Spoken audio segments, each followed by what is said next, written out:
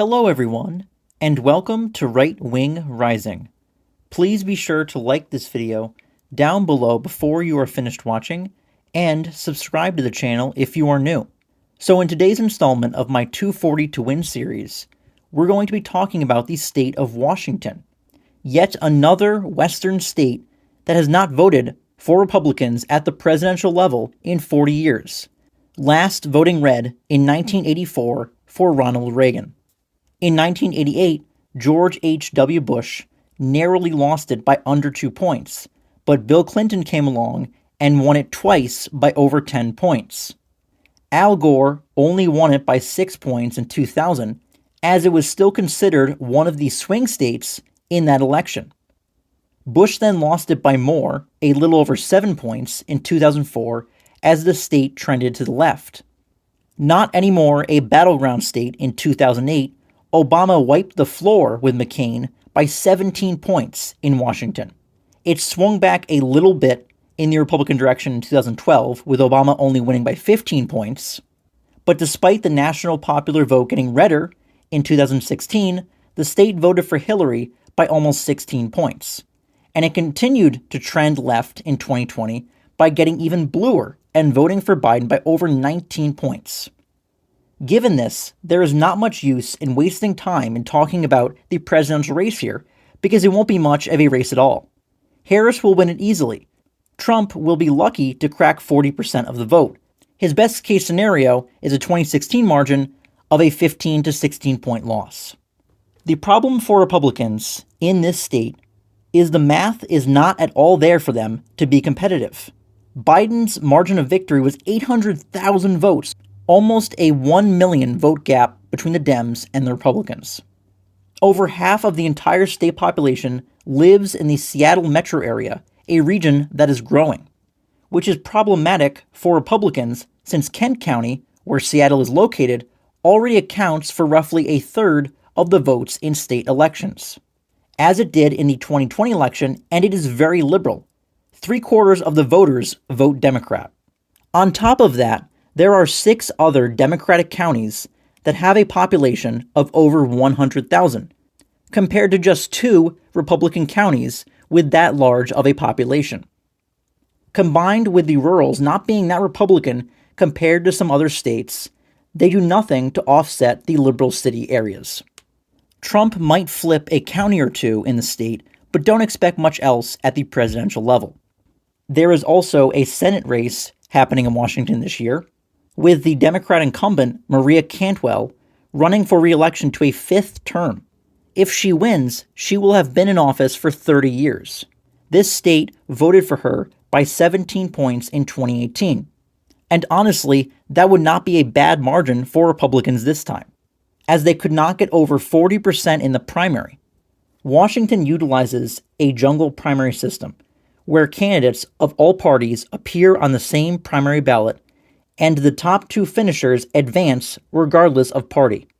The results of the primary usually correlate incredibly well to the general election result, giving a good preview of the political environment in the state. A Republican did advance to face Cantwell in the general election, but all Republican candidates combined on the ballot could not even get 40% in the primary. So not a good sign for the GOP in this race.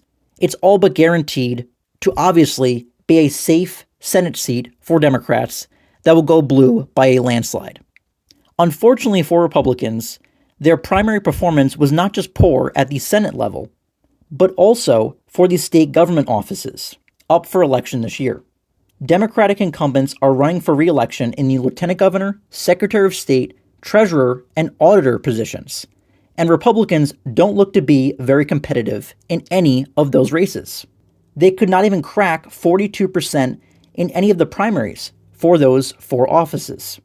The Attorney General race could be a tad closer, especially with crime being a big issue in Seattle, so much so that voters in that city actually elected a Republican district attorney in 2021. The Republican nominee for Attorney General was the top primary finisher at over 42% and did well in counties across the state, so they could get upwards of 43 or maybe even 44%, at least making the election about 10 points. and outperform other statewide candidates to make this race closer than the rest, especially considering that this is an open seat with no incumbent for the Democrats.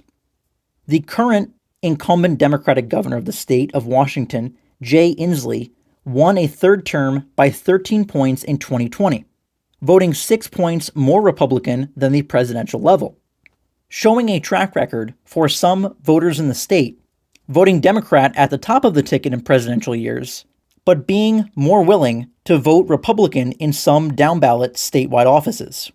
But with Inslee retiring and not running for re-election, Attorney General Bob Ferguson is the man that Democratic voters have chosen to be the nominee, going up against the Republican nominee for this race, Dave Reichert, who is the best candidate that the GOP could have nominated to give them their best possible shot at making this race as competitive as they can.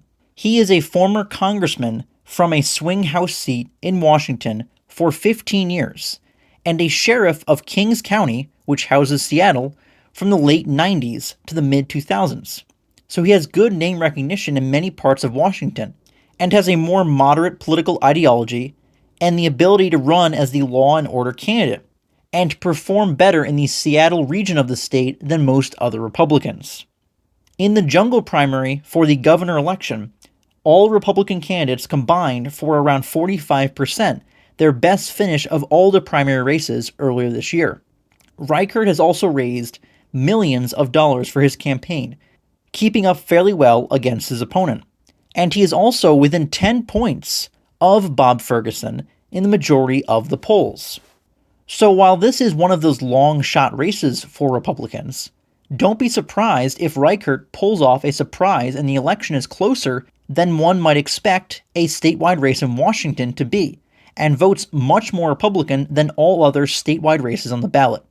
Expect Reichert to overperform Trump's margin by as much as 5 or more points, as a lot of moderate independents or soft Democrats that might not vote for Trump are likely to vote for the GOP nominee for governor. And as I mentioned before, this happened in 2020 with a much weaker Republican nominee for governor, who outperformed Trump by 6 points on the same ballot. So I fully expect there to be a good chance that this governor race in Washington of all places is actually within 10 points. So definitely one to keep an eye on. Over in the state legislature, Democrats hold smaller advantages in both chambers than you normally see in very blue states, only holding a 29-20 majority in the state Senate and a 58-40 majority in the state House. So Republicans would only need single-digit gains in either chamber to gain the majority. The problem is that the way the maps are drawn currently makes Republicans unable to gain seats anywhere in either chamber. The district maps completely lock in the Democrat majorities, making the best-case scenario for the GOP here to just keep the Democratic majorities where they currently are. In the state House, Republicans have to defend 10 competitive seats and also hold 4 competitive seats in the state Senate. Republicans look to hold all 4 state Senate seats that are competitive, since the primary results looked good for them in all those areas, and 3 of the 4 are located inside the most competitive congressional seat in the state, which we'll talk about more in a minute, and since the focus in Washington for the state and national GOP will be spending a lot of money and energy in that area, which should boost Republicans at the state Senate level. So it is likely that Republicans keep the Democratic majority where it is in the state Senate, but not so much in the state House, since Democrats really don't have any truly close races to defend in the House, while Republicans have about 10 of them, as I mentioned. So it's likely that Democrats pick up at least some House seats to expand their majority there, unfortunately. And overall, Republicans will have to wait till next redistricting cycle to see if the next iteration of state legislative maps are any more favorable to them to hopefully make future gains in the legislature. Finally, moving over to the House elections taking place in Washington state this year, we first look at the 6th congressional district. It voted Democrat in 2022 by 20 points, but it is an open seat with the incumbent retiring, and this district also voted for Biden by less than the midterm margin at 17 points in 2020. So while this area still leans heavily Democrat, with neither party having the incumbency advantage in this race, you could see it revert back to the 2020 margin that Biden got, or perhaps even less, and be closer to 15 points at the end of the day. In the 10th congressional district, another likely Democrat seat, it voted blue by 14 points in the midterms, but Biden won it by 18 points in 2020. And honestly, both this seat and the 6th district could be closer to 20-point victories for the Democrats rather than 15-point wins. And I say that because the primary election margins that usually translate almost perfectly to the general election margin did not look good for Republicans at all. They could not even crack 40% in the primary in either district, with Democrat candidates combining to get almost 20% more than the GOP candidates did in the primary votes. So while both districts have been likely Democrat recently, and Republicans have shown the ability to get the margins down to around 15 points, I don't think that will be the case this time. I think they will go to Democrats by closer to 20 points and be safe Democrat districts. In the 5th congressional district, another open seat with a retiring incumbent, except this is a Republican district this time around instead of a Democrat one. It voted red in 2022 by 19 points, but only voted for Trump in 2020 by 10 points. Since it is a presidential year with no incumbent, it could get closer to a 10 to 15 point win for the Republicans, if not even within 10. So by normal logic, this is a seat that Democrats could get closer than normal, given the circumstances, but that might actually not be the case, because the most solid conservative candidate of all Republican candidates in the field running for the nomination to the seat was the Republican candidate that finished in the top 2 spots for this district and advanced to the general election. And all of the GOP candidates running in the primary combined for 60% of the vote, compared to the Democrat candidates combined 40% of the vote. So this district is actually looking just as red as it was in the midterms, which is a positive development for Republicans, not really having to worry about the seat, as the Republican nominee here could win it by 15 to 20 points rather than closer to 10 points. Now moving over to the 3 most competitive districts in Washington this year. First, the 8th congressional district, where Republicans only lost here by 7 points in the midterms, and Biden only won it in 2020 by 6.5 points. So it's definitely a seat that is realistically in reach to be picked up on a good night for Republicans. The GOP candidate cracked 45% in the primary, so Democrats are still heavily favored to pull off a win once again, since they combined for around 55%, a 10-point gap between the Democrats and Republicans. But even though it is leaning toward the Democrats at the moment, even in the worst case scenario, it will likely be within 10 points. The election polling outlet Real Clear Politics has this race listed as a toss-up, so it really could be close once again. Definitely one of the key House races in the state of Washington to pay attention to on election night. Over in the 4th congressional district, this is a rare Republican versus Republican general election. It's perhaps the most Republican district in all of Washington, and as such, the top 2 finishers in the primary to advance to the general election were Republicans. But they are 2 very different types. One is the incumbent, Dan Newhouse, who is a major rhino, who was one of the 10 House Republicans back in 2021 to vote to impeach Trump. He's also weak on social issues, has a poor voting record on immigration, has voted for endless billions to Ukraine, and has sided with Democrats on key initiatives in the past. Running against him is Jared Sessler, who is the Trump-endorsed candidate in this race against Newhouse. So if he wins the general election against Newhouse, it would basically be a pickup for conservatives, as voters would get a massive upgrade in their representation from this seat, not one of the biggest rhinos that is currently in the House of Representatives. Tiffany Smiley was the other Republican candidate who ran against Newhouse in the primary, and between her and Sessler, they combined to receive over 50% of the primary vote.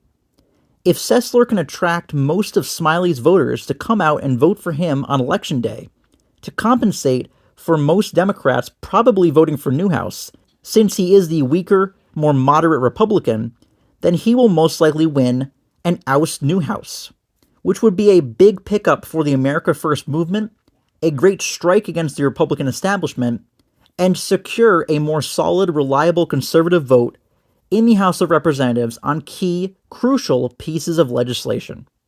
Last but certainly not least is the 3rd Congressional District, a seat that flipped blue in the 2022 midterms by 0.8 points and 3,000 votes, and it's going to be once again one of the closest House races in the entire country, and a swing seat that helps decide the House majority for either party.